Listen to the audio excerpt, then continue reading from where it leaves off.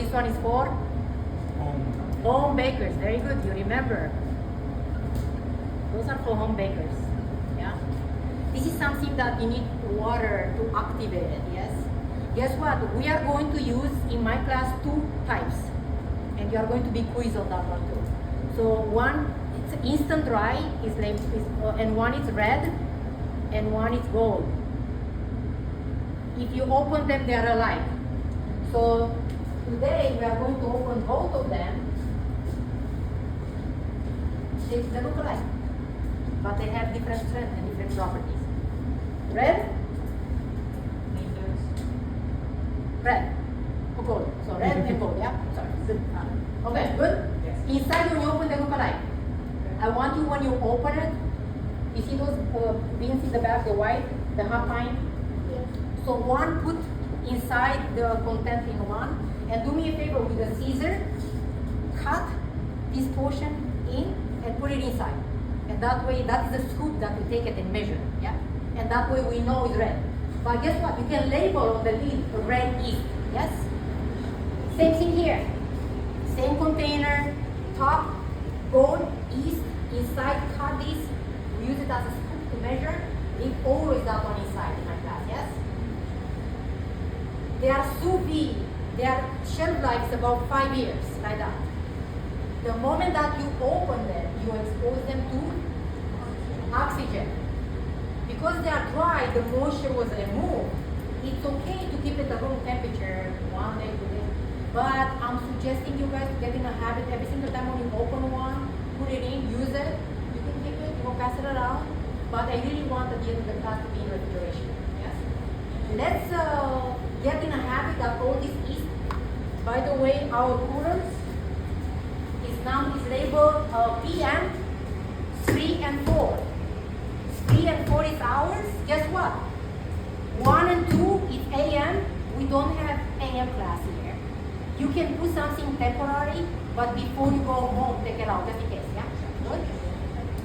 So I want you, when you open it, have a sheet pan there and then put both of these inside, yes? We do have a logo right there. Don't put it right there. It's too much. We have eggs, butter, it's too much, yeah? So put in the yeast right there, yes? Okay, so let's go back to the fresh also. We have fresh yeast. How many of you have seen it before, fresh yeast? A bunch of you, yeah. I use it. It's working. Expensive. Shelf life. The moment that you open it, probably 3 days. It needs to do always in refrigeration because it's fresh. It's beautiful coloration. I love the smell. You might not. Put it, set it around, please. Set it around. Because I'm not using it. Just open. Take like that. And then water it around. So this is fresh yeast. Another name for this one is compressed yeast. Yes. Another name for this is compressed. Why do you think they put the compressed? Because you see the shape? This one. It's a block. Yeah. It's compressed. Yeah. So, even though we don't use it in a class, you are going to be quizzed how you can change, how you can convert from fresh to instant and backwards. So you need to pay attention to that. Question? What's the difference between red and I'm going to come back, but yeast okay. right now. So you understand, guys? Yes. So you have how many types of yeast right there? 1, 2, 3. But guess what? In fact, they are going to be for commercial for us. How many? 2. Instant dry and fresh. This one is for home bakers. Because I said that they are different, I want to talk about them, yeah? So red one is mostly used for lean doughs. It's a little bit misconception. A lot of people here, they are saying that lean dough, I have a dialogue the other way. So for me, lean dough has only 4 ingredients. Flour, water, salt, and yeast. That's it. No pre-ferment, no sugar, no yeast, no nothing. Lean dough. Lean. It's lean. It's clear. It's fresh. It's done. Yeah. So when I make a lean dough, or I have a baguette, ciabatta, focaccia. So those are the ones that I have a pre-ferment. I like to use red. Yeah. you have a different strength, and it's working differently. It's designed the strength is different because it's designed for chemists to help us to see. The gold one, usually it's used when you have sugar in a dough that is equal or higher than 5%. So this is calling another name for the gold. So let me put it here for now, yeah? Another name for the gold is called osmotolerant. I know it's a tolerant. Osmotolerant yeast. So basically, the chemists, they design it for us to control osmotic pressure, because the moment that you put sugar, what happens with the yeast? It's food for the yeast. Yeah. So it's going to help fermenting slowly, yes? So that is osmotolerant, it has osmotic pressure. So it's helping with osmotic pressure. That means, it's controlling the sugar in a yeast, because sugar loves, yeast loves sugar. Yeast does not love salt.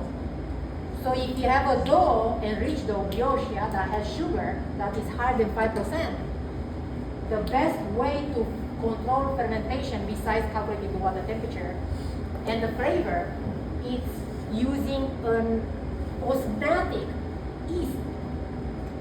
Now, hypothetically, you don't have it. You think it's bad? It's not. You can use red. How about if I don't have red? Can I use this one? Yeah, we can do it. It's not the bad. But for me, I can feel it. My palate developed, I can tell you exactly. So when I was working here, I'm seeing that most of the time, they're using this for everything. And I ask question, why? Well, we don't have it. Guess what? They have it. But I think, that it's nothing wrong with this, but this one controls fermentation differently in breads. That they don't have sugar. You do have sugar, don't get me wrong, it's present naturally in flour, but it's very small amount. If you put this one, it's messing up the fermentation. Yeah, and the flavor. Do you think it affects the amount of its ability to rise when you use that? No, depending on percentage, yeah. So when you talk about weight percentage, yeah, yes. Now let's questions about the instant yeast. Those notorious. The sugar being above 5%, is that just calculating the added in sugar, or do we need to figure out all of the sugar that's already present? So if you see, we are going to talk more about baking percentage. My brain is designed in two values: metric system and baking percentage. So soon after today, you are going to understand baking percentage. And by the way, you have a quiz. It's a pop-up quiz in baking percentage. I'm not going to tell you when. This is a pop-up.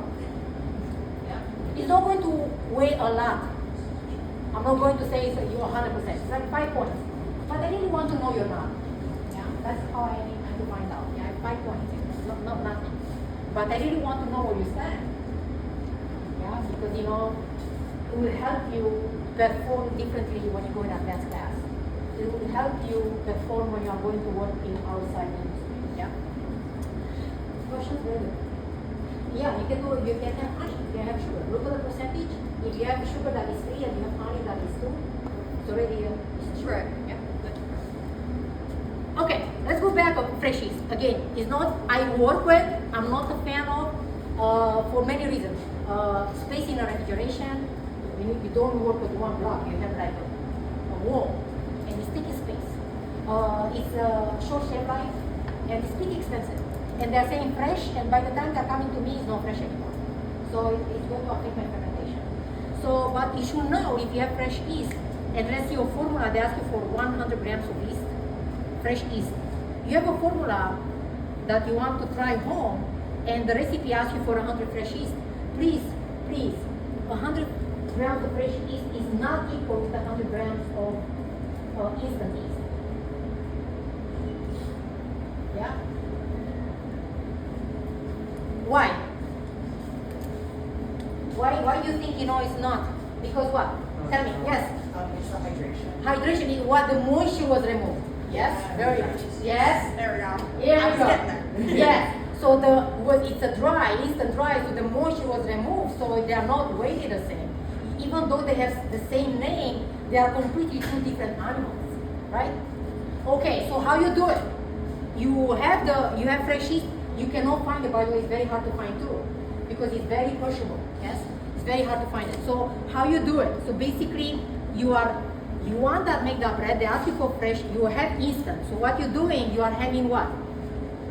100 multiplied by 0.3, 33, equal how much? 33 grams. Yeah. So basically, you convert the fresh yeast into instant yeast, and you remove how much water? How much water you remove? So it'd be 100 minus 33. How much you remove? 67. 67 grams of what you remove. Water. What you doing with this water? You drink it? No. You need to add it to your funnel. It's very tricky, right? As I mentioned at the beginning, guys, bread has only 4 ingredients, but there's so much to know. Yes? Just to clarify, you add the 67? To the water that you have, you need to have water in making bread, right? Yeah. You add the 67 in, add the.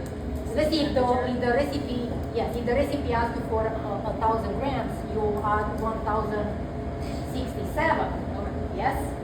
And then you calculate what the temperature and everything. Yeah, good. What you doing backwards if you have instant and you have fresh, but what you doing then? You divide it. You divide it. Yeah? Good? Easy. Questions about the yeast? You got it, guys? Do you understand how hard is bread? Science. And a lot of people, when you go to the bakery, I'm seeing, I'm standing in line to buy bread, and then I'm saying, oh my God, it's so expensive. Really? Here, take my apron. I'm in a bakery, see? Just give them the money. Be grateful. And enjoy. Yeah. And finally, the last one is what? Salt. Yeah.